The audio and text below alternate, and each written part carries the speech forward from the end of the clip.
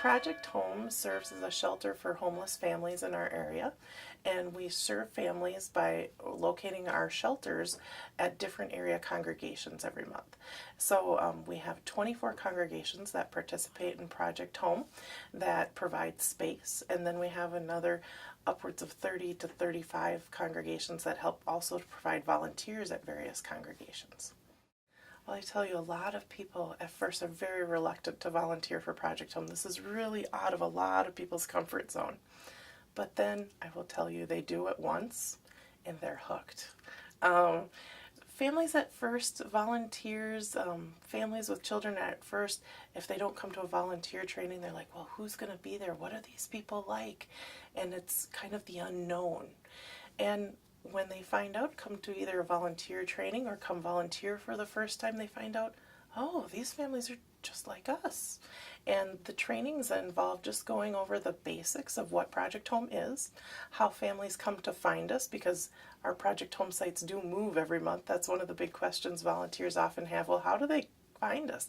We have a really good intake system that families go through a basic intake and everything, so we know them and they know us before they come to us. And the training also goes over who these folks are, how they came to be with us, some background on a lot of it's about job loss and loss of transportation suddenly, a health crisis in their family. We talk about just a simple thing like losing steady daycare. If you've got young children, if you just lose steady daycare, that throws everything off. Suddenly you can't go to work, or, and you're losing hours. And if you live paycheck to paycheck, it's just one little thing in your life that can throw everything off. Other things you learn in the training are just basically what you're going to do as a volunteer. If you work with the evening shift, you're going to learn about how you come in and welcome the families and play with the families and chat with the parents and what your duties are. And then if you're an overnight volunteer, you're going to come and learn, well, what are my jobs as, getting families settled for the night and sleeping overnight and waking them up in the morning. So the training kind of goes over all that. So our real goal with the training is that when families come out of the training, they'll feel like, oh yeah, I can come and I can do this, no problem. Volunteering really transforms the way people thought about those people.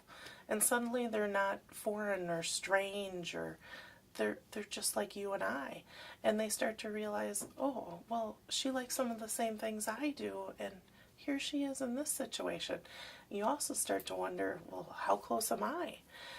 So it can be a little scary too in that fact if, you kind of start looking at your own finances and make sure you've got your own little nest egg put away, because you really realize how quickly things could turn if something terrible happened in your life. And it makes you feel more blessed than ever before. I've had overnight volunteers who say, I just slept one night, but you have no idea the next night when I went to sleep in my own bed around my own four walls, how I never realized how much I have. So it can be pretty amazing. Kids too, when kids come and volunteer and they seem a little nervous at first, it's kind of like going to school for the first time, meeting a new class. But the kids just get right in there and start volunteering and playing with the other kids in shelter.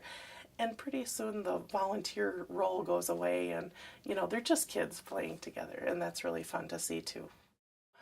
This program is not possible without volunteers.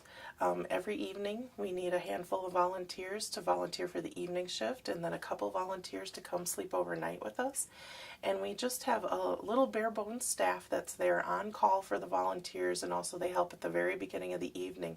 But really it's mostly volunteer powered. So without your help, we can't make this happen. And families wouldn't have anywhere to stay. Really, there's just not enough emergency shelter spaces in our area. So without volunteers like you, this wouldn't be possible.